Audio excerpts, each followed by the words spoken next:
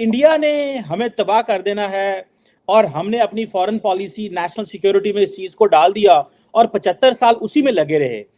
History जो है हम स्टूडेंट्स को अपने ठीक नहीं पढ़ाते हैं। बांग्लादेश की हिस्ट्री गलत लिखी हुई है, इंडिया के बारे में गलत इन्फॉर्मेशन दी गई है। जो प्रॉब्लम है वो ये है कि एक तो उनकी अफगानिस्तान पॉलिसी इंडिया फैक्टर से डिटरमिन होती है, पिछली हुकूमत का इंडिया। एक तो ये इंडिया फोबिया। एविडेंस शोज कि जितनी भी जंगें हुई हिंदुस्तान के साथ वो सब हमने शुरू की हैं। ये तो अब आके हमें चीज़ें क्लियर हो रही हैं कि हमें धोखे में रखा गया था और अब आहिस्ता आहिस्ता वो पर्दे जो हैं हट रहे हैं एंड लेकिन अब वैसे देर तो बहुत हो चुकी है। वाशिंगटन में भारतीय लॉबी बहुत मजबूत है, भारतीय सफारतकारी बहुत मजबूत है, भारतीय बयानिया बहुत मजबूत है। हमारी कहानी नहीं सुनी जाती, हमारा बयानिया नहीं सुना जाता। बाकी समझते हैं कि हम डेड एंड पे पहुंच गए हैं। खुदा ना खास्ता पाकिस्तान कोलैप्स कर जाता है तो किस डायरेक्शन में जाएंगे यहाँ के लोग रेफ्यूज लेने के लिए? तो हमें तो हर जंग में पाकिस्तान स्टडी में ऐसे दिखाएगा कि बस हमने तो दुनिया फतह कर ली, बट इट इज़ ऑब्वियस कि हमारा बहुत ज़्यादा लॉस हुआ। कि हिंदू सिख जो बड़े पीसफुल शरीफ लोग थे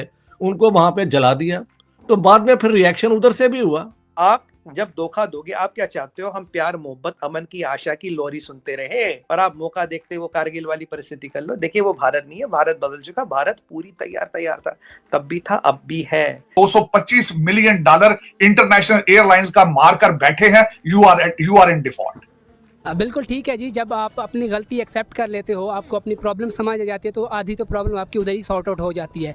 आपको आज कन्फेशन करना होगा कि आप 1940 समझते हैं कि हम डेड एंड पे पहुंच गए हैं या कि अभी जो है वो इस सियासी लीडरशिप में, मिलिट्री लीडरशिप में, सिविल ब्यूरोक्रेसी में जान है। डॉक्टर साहब आप कैसे देखते हैं, जरा हमें बताएं प्लीज। देखिए डेड एंड पे from rational point of view तो हम बहुत देर से पहुंच गए होंगे, लेकिन मेरी अपनी एक थ्योरी है कि इंटरनेशनल सिस्टम जो है ना वो टेरिटोरियल स्टेट्स की एग्जिस्टेंस पे बेस्ड है। एक स्टेट अगर डिसइंटीग्रेट हो जाए तो उसकी डिस्टर्बेंस सारे सिस्टम में जाती है, और ये तो 220 मिलियन का मुल्क है। यहाँ पे खुदा ना खास्ता पाकिस्तान कोलैप्स कर जाता है तो किस डायरेक्शन में जाएंगे यहाँ के लोग रेफ्यूज लेने के लिए? 1 मिलियन भी अगर वेस्टर्न यूरोप आ जाए और 500 मिलियन अमेरिका आ जाए तो उनकी जो वेलफेयर सिस्टम है जिसपे वो रेफ्यूजीज को हैंडल करते हैं वो कोलैप्स कर जाएगा। तो दुनिया में कौन है जो चाहता है कि पाकिस्तान कोलैप्स कर जाए?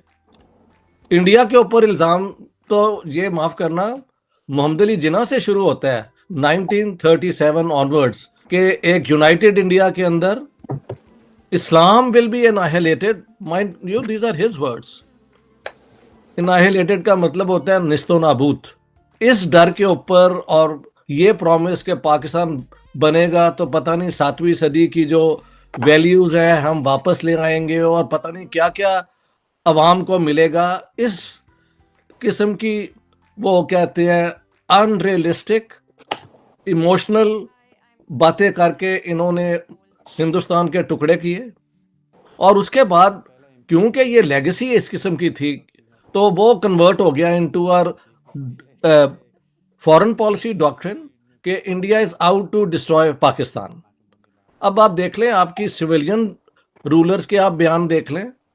Liaquat Ali Khan, Quaid-e Azam Mohammad Ali Jinnah while he was governor general and onwards, या आप अपने मिलिट्री लीडर्स की बात सुन ले, वो इसके ऊपर सारे मुत्तफिक हैं। On the other hand the evidence shows कि जितनी भी जंगें हुई हिंदुस्तान के साथ वो सब हमने शुरू की हैं, और उसके अंदर ज़ीरो गेन हुआ जिसके लिए किया, टू विन बैक कश्मीर। लेकिन जो हमारी रूलिंग क्लास है, क्या उसके पास कोई है preparation to change course? No sir, not at all.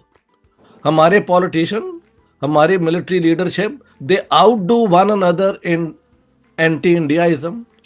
और चाइना के साथ जो हमारा रिलेशनशिप है, सीपेक के जो रिजल्ट थे वो अभी तक तो नजर नहीं आए। तो where are we headed? Sir साहब ये बताएं कि ये जो बात है कि इंडिया ने हमें तबाह कर देना है और हमने अपनी फॉरेन पॉलिसी नेशनल सिक्योरिटी में इस चीज़ को डाल दिया और 75 साल उसी में लगे रहे। आज 75 साल बाद आप क्या देखते हैं, इंडिया ने हमें कितना तबाह किया और हमने अपने आप को कितना तबाह किया? खासकर डॉक्टर साहब, मेरे मोहतरम डॉक्टर साहब ने 71 की भी बात की। 71 से ईस्ट पाकिस्तान का कंक्लूजन हुआ था 1971 में। आपने 60s में ही बातें करनी शुरू कर दी थी कि बंगालियों से जान छुड़ाओ, ये हमारे ऊपर एक बोझ है।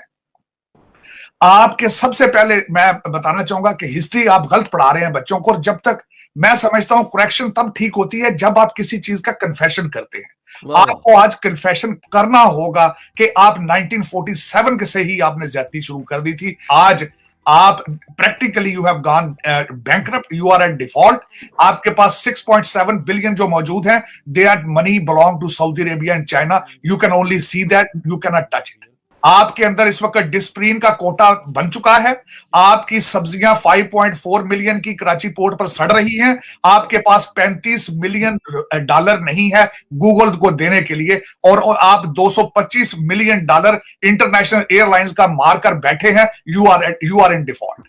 आपने अभी तक सिर्फ ARY जियो पे चलाया नहीं है कि वो हैव गॉन बैंकरप्ट, अदरवाइज आप not only you have gone bankrupt, मुआशी तौर पर, इखलाकी तौर पर भी आप बैंकरप्ट हो चुके हैं। उसकी वजह यह है कि आपकी करप्शन की, आपकी दहशतगर्दी को बेचने की स्टोरियां इस वक्त ज़दे आम है हर दुनिया के हर कैपिटल में।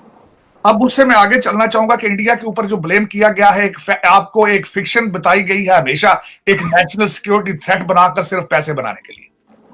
मैं सेकंड करूंगा डॉक्टर इश्तियाक साहब की बात का कि, और इसको सिर्फ मैं डॉक्टर इश्तियाक साहब की बात नहीं करूंगा, आज कोई भी देखने वाला अगर हमें चैलेंज करना चाहता है तो यूट्यूब पे जाए। असगर खान साहब, who was air marshal of the Pakistan air force, he said in his statement कि every war has been started by Pakistan. Right. हर जंग आपने शुरू की और हर जंग आपने हारी। This is not we are talking about here, this is on YouTube. और उसके बाद आपने कश्मीर का एक मुद्दा खड़ा रखा सारी जिंदगी, ताकि आप डिफेंस के बजट को आप निचोड़ सकें। आप इस कौम के खून के साथ अपनी जो है वो भूख मिटाते रहे। लेकिन आज जिस पोजीशन पर आप पहुंचे हैं, 6.7 billion dollar versus 560 billion India foreign reserve, 8 to 9 billion Afghanistan foreign reserve. जब ये खत्म होगा सिलसिला, लोग कहां जाएंगे? डॉक्टर साहब, लोग पैदल चलकर इस्तांबुल जा रहे हैं। आज मैं दुख के साथ कहूंगा, इस्तांबुल से जो भी कश्ती चलती है ग्रीस की तरफ, उसमें 70% पाकिस्तानी होते हैं। आप जिनको ये लोग पाकिस्तान में बैठ कहते हैं कि ये हमारी फॉरेन रेमिटेंस आ रही है, ये हमारा एसेट्स है। सऊदी अरेबिया में you are become a third class human living there with the name of रफीक, मस्कीन एंड गरीब। मैं बल्कि इसको आखिरी चीज ये कहूंगा कि now it's too late to do anything. Basically बात मोरालिटी की है, बात नेशनलिज्म की है। Nations can not survive without nationalism. मुझे वो नेशनलिज्म किसी पाकिस्तानी में नजर नहीं आ रहा। आपको पेट्रियटिज्म, नेशनलिज्म जो नॉर्मली डिफाइंड होती है ना कि अपनी धरती से प्यार, वो कभी पहले दिन से नहीं था जब इन्होंने ये मुल्क बनाया था, बल्कि जिस धरती में हमारे बुजुर्ग पैदा हुए, मजहब जो मर्जी हो गया उसको हमने खुद तोड़ा। चलो हो गया, हिस्ट्री में इस किस्म के मुल्क बन जाते हैं। और जाते वक्त एक एलेबोरेशन कर दूं, पाकिस्तान तो अंग्रेज़ों ने बनाया था, और ये जो मुस्लिम लीग की है पॉलिसीज़, ये डिवाइसिव हैं, ये लोगों को नफरत की बुनियाद पे तैयार कर रहे हैं। तो वो इसके हक में नहीं थे। बरतानिया बना के गया पाकिस्तान को, और मैंने किताब में शो किया कि मोहम्मद अली जिन्ना सेकेंड वर्ल्ड वॉर के बाद ब्रिटिश पॉलिसी का बिल्कुल एक्सटेंडेड हैंड थे। तो ये इस तरह ये मुल्क बना है। ये कहते हैं हमने कुर्बानी दी है अपने लोगों की। इन्होंने 500,000 कम अज कम मुसलमान सिर्फ ईस्ट पंजाब में मरवाया है, और बाकी इलाकों में आप घरों में बैठे हुए हैं और हमले आप पे हो रहे हैं, क्योंकि आपने मार्च में यहाँ पे सिखों के गांव एनसर्कल करके उन पे हमले किए। 21 और 22 जून की रात को शालमी में आग लगवा दी, और वहाँ के हिंदू सिख जो बड़े पीसफुल शरीफ लोग थे उनको वहाँ पे जला दिया। तो बाद में फिर रिएक्शन उधर से भी हुआ।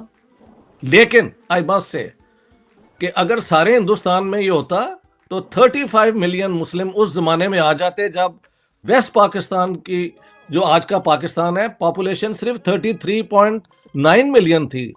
उससे ज़्यादा लोग आ जाते तो ये कोलैप्स कर जाता। ये तो महात्मा गांधी की मेहरबानी है, जवाहरलाल नेहरू की विजन है कि क्योंकि उन्होंने कभी कम्युनलिज्म की बुनियाद पे, एंटी मुस्लिम बुनियाद पे आज़ादी की जंग नहीं थी लड़ी। उन्होंने वहाँ पे जो हमले कर रहे थे हिंदू महासभा और आरएसएस, उनको दबाया और रोका। दैट इज़ वाई इतने मुसलमान हिंदुस्तान में हैं जितने पाकिस्तान में हैं।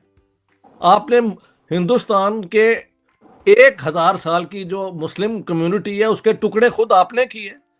मैंने कोट किया है कि 30 मार्च 1939 को कानपुर के मुसलमानों ने कहा कायदे आजम को कि सर ये 1940 का जो रेजोल्यूशन है जहां पाकिस्तान बना रहे हैं वहां तो पहले ही पाकिस्तान है, जितने इलेक्टेड गवर्नमेंट्स है वो सारी मुसलमान चीफ मिनिस्टर हैं, हमारा क्या बनेगा। एंड आई हैव कोटेड जिन्ना सिंह कि I will have 2 crore, actually 3 crore कहना चाहिए था, 2 crore Muslims of the Hindu majority provinces experience martyrdom and get smashed. These are verbatim words I'm quoting. तो मुसलमानों का इन्होंने कहाँ ख्याल किया है। और इसी अपना 47 के अंदर अगर 1.5 मिलियन लोग मारे गए हैं तो महल मेजॉरिटी शायद मुसलमानों की है, लेकिन हाफ हाफ होगी। और हमने हिंदू और सिख भी गाजर मूली की तरफ अपनी तरफ मारे, वरना उनकी 21% पॉपुलेशन होती according to the 3 June partition plan. हमने एक नहीं बचने दिया, सिर्फ सिंध के अंदर 1.6% रहा। तो ये सारी चीजें जो है ना हमारी स्टेट की हिस्ट्री का हिस्सा है, लेकिन मुल्क मैं कहता हूं बन जाते हैं। इजराइल नहीं बना इस तरह ही, लूट मार का रिवाज पहले दिन से था।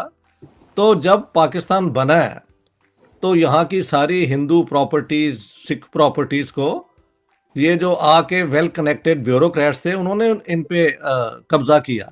शोरश कश्मीरी का एक बड़ा मशहूर बयान है कि लाहौर 2 दफ़ा लूटा गया था, एक महमूद गजनी के दौर में और एक जनरल बर्की के दौर में। जनरल बर्की वो इनके बुजुर्ग हैं, अपना सारी जो है ये अपना जमान पार्क ये सारी हिंदू प्रॉपर्टी थी।